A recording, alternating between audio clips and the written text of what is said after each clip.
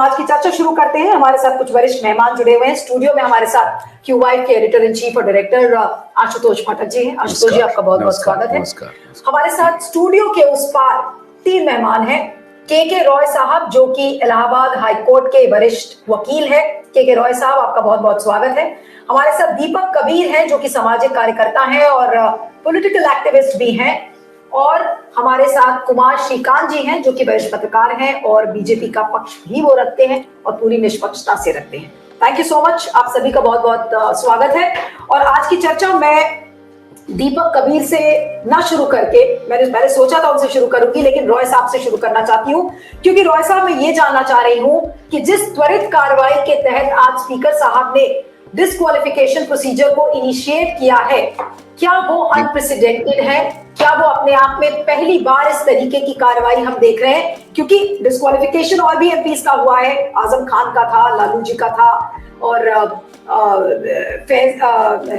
फैजल महमूद का था। ये तमाम वो केसेस हैं हमारे सामने, लेकिन जिस स्पीड से किया गया ये डिस्क्वालिफिकेशन है, वो अपने आप में क्या कहानी कहता है? जी, लीगली मैं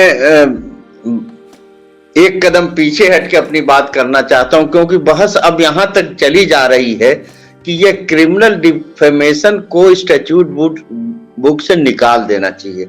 ये बहस बहुत दिनों से चल रही थी कि क्रिमिनल डिफेमेशन के बहाने अगर न्यायपालिका की निष्पक्षता जरा भी कम हुई तो हमारा कहा कुछ भी हमको जेल की शिक्षों में डाल देगा, हमारी सदस्यता खत्म कर देगा, हमें देश निकाला कर देगा। और इसीलिए पत्रकार एन राम ने और सुब्रमण्यम स्वामी ने इसका प्रयास भी किया था, लेकिन सुप्रीम कोर्ट ने उसके वैधता की चुनौती को माना नहीं कि यह अभिव्यक्ति की स्वतंत्रता को एक तरह से बाधित कर रहा है। आप ईमानदारी से किसी को भी, किसी भाजपा के मंत्री को ही सुना दीजिए कि राहुल गांधी ने क्या कहा। राहुल गांधी ने चोर कहा है नीरव मोदी को, मेहुल चौकसी को और एक ललित मोदी को, जिनको सारा देश चोर कह रहा है, जिनको सारी दुनिया चोर कह रही है।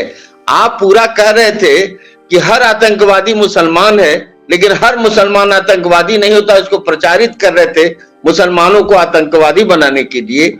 और आज आप कह रहे हैं कि राहुल गांधी ने कहा कि सारे मोदी चोर हैं और नया सगुफा चला रहे हैं कि ये पिछड़ों पर हमला है।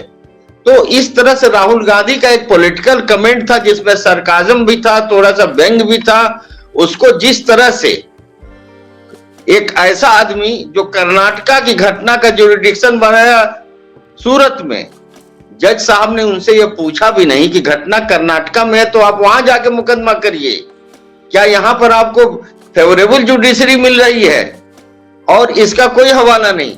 तीसरी चीज जो मैं बता रहा हूं कि एक अपराध शास्त्र का एक नियम भी है कि अगर कोई फर्स्ट ऑफेंडर है, इसमें मैक्सिमम सजा कितनी है? 2 इयर्स। अगर कोई पहली बार अगर ये गलती करता है क्रिमिनल डिफेमेशन का, तो उसको मैक्सिमम सजा नहीं दी जानी चाहिए। आप किस क्रिमिनल ज्यूरिस्प्रूडेंस पर विश्वास करके आपने 2 साल की सजा पूरी की पूरी दे दी? लेकिन आप ठीक कह रहे हैं, लेकिन राहुल गांधी के बारे में ये कहा जाता है कि वो तो हैबिचुअल ऑफेंडर है, बीजेपी के तमाम नेताओं ने कहा है। लेकिन जो एक बहुत संक्षेप में आपसे जवाब जानना चाहती हूँ, उसके बाद में कुमार श्रीकांत के पास जाऊंगी, उनको जाना है अगले चैनल पर। रॉय साहब, जो त्वरित कार्रवाई की गई है, इसमें कोई कंसल्टेशन नहीं हुआ है। नियम ये कहता है कि जब कोई एमपी डिस्क्वालीफाई होता है तो उसके बाद राष्ट्रपति से कंसल्ट किया जाता है, राष्ट्रपति वापस इलेक्शन कमीशन को इंटीमेट करता है। लेकिन आज वाले केस में जो डिस्क्वालिफिकेशन हुआ है उसमें ऐसा कुछ नहीं हुआ है। अब इसको क्या चैलेंज किया जा सकता है? जी, तो समझ कि ये 2 साल की सजा है, ये बेलेबल ऑफेंस है, ये कंपाउंडेबल ऑफेंस है और ये नॉन कॉग्निजेबल है। तो ये एक बहुत साधारण अपराध के आईपीसी में इसकी वक़्त बहुत कम है जिसको इतना बड़ा इन्होंने कर दिया। तीसरे, ये पूरा जजमेंट जो है गुजराती में है, गुजराती से अभी अनुवाद में नहीं हुआ। ये स्पीकर साहब सर्टिफाइड कॉपी पहुंचा कैसे? कोई भी जिले के वकील से पूछ लीजिए, एक सर्टिफाइड कॉपी में कितने दिन लगते हैं और कितनी इधर पैसा उधर पैसा देना पड़ता है। माननीय स्पीकर साहब को सर्टिफिकेट जो नहीं हुआ है उसके बारे में क्या कहेंगे? संक्षेप में बोलिएगा। गुजराती में जजमेंट उन्होंने पढ़ा कैसे? और जैसे लग रहा है कि जजमेंट उन्होंने टीवी पे देखा और ऑर्डर लिख दिया उनका डिस्क्वालिफिकेशन का। आर्टिकल 102 और 103 संविधान का देख लीजिए, उसमें स्पीकर स्वयं निर्णय नहीं ले सकता, वो राष्ट्रपति को भेजेगा रेफरेंस में, राष्ट्रपति इलेक्शन कमीशन से राय लेगा, फिर कोई राय की जाएगी। आखिर उनको इतनी जल्दी क्या थी? यह भी सुनने में आया कि माननीय मोदी जी स्पीकर साहब से मिलने भी गए थे, मैं कंफर्म नहीं हूं। लेकिन सबसे बड़ी बात की जो हमारे सीजेआई साहब ने अभी शपथ लेने के बाद कहा कि भारत की निचली अदालत बहुत दबाव में है, ये देखा इससे लग रहा है कि ये फैसला जो है इस पे बहुत सारे सवाल। मैं श्रीकांत जी के पास जाना चाहती हूँ कि श्रीकांत जी, ये जो पूरा मूव है डिस्क्वालिफिकेशन का राहुल गांधी का, आखिर आज बीजेपी क्या साबित करने की कोशिश कर रही है? दुनिया भर में थू इस बात को लेकर हो रही है कि देखिए कितना ये अलोकतांत्रिक स्टेप था, एक एंटी डेमोक्रेटिक स्टेप था, इस तरीके से आपने डिस्क्वालीफाई करवा दिया एक एमपी को, जो कि हैबिचुअल ऑफेंडर बीजेपी कहती है, लेकिन कानून की नजर में वो पहली बार ऐसा गुनाह अगर आप कहते हैं तो हुआ है। जी, मैं उतना ही बीजेपी का पक्ष रखता हूं जितने बाकी लोग कम्युनिस्ट और कांग्रेस का पक्ष रखते हैं। दूसरी चीज, ये पहली बार नहीं हुआ है, इससे पहले ए राजा चुनावी धांधली 2023, आजम खान 2022 में, अनंत सिंह और लालू प्रसाद यादव, जयललिता और कुलदीप सेंगर, ये सभी लोगों को देश के कानून के हिसाब से, आईपीसी के हिसाब से सजा दी गई है। क्या राहुल गांधी और गांधी परिवार के लिए अलग से आईपीसी निर्धारित हुई है? क्या ये धर्म की किताबों में लिखा गया है कि राहुल गांधी गांधी परिवार के अलग से होगा? मैं तो बीजेपी वालों को मूर्ख समझता हूं। बीजेपी वाले मूर्ख नहीं है, अति मूर्ख हैं। क्यों? क्योंकि राहुल गांधी पे न केवल ये केस होना चाहिए कि उन्होंने तमाम मोदी को और जितने भी ओबीसी में आते हैं उनको गाली दी, उनके लिए रेसिस्ट कमेंट किया, बल्कि उत्तर प्रदेश में उनके खिलाफ SC ST के तहत मामला दर्ज होना चाहिए, क्योंकि उत्तर प्रदेश में जो मोदी हैं वो SC में आते हैं, ST में आते हैं, तो उनके खिलाफ जाति सूचक शब्दों को प्रयोग लेकर और SCO की संवेदनाओं को ठेस पहुंचाने के लिए और नॉन अवेलेबल है। राहुल गांधी पे सबसे पहला चीज ये होनी चाहिए। दूसरी चीज क्या है, बीजेपी क्या है कि जितने लोग मुंह खोले, चाहे वो विपक्षी दल के जितने भी नेता हैं, वो अगर रैली में मुंह खोलेंगे तो मोदी जी की प्रशंसा तो करेंगे नहीं, और जैसे ही वो मुंह खोलेंगे आप उनको जेल में डाल देंगे या तो डिस्क्वालीफाई कर देंगे। क्या आप ये चाहते हैं? नहीं, एक मुझे क्या मुंह नहीं खोले? मौत का सौदागर किसी ने कहा था, मौत का सौदागर कहा था, चाय वाला 2 कौड़ी का चाय वाला, ठीक है, दलाल किसी ने कहा था। ये तमाम, मुझे तो जब आपने प्रोग्राम को टॉस किया उसमें आपने कांग्रेस के तमाम वो दिग्गज महानुभावों के बारे में एक शब्द नहीं बोला, केवल बीजेपी को आपने लताड़ा। खैर वो आपका अपना परसेप्शन है, मैं उस पर नहीं जाना चाहता। जितना मैं बीजेपी का हूं उतने ही आप कांग्रेस की हैं, जितना मैं बीजेपी का हूं उतना आप कांग्रेस के मुद्दे पर आइए।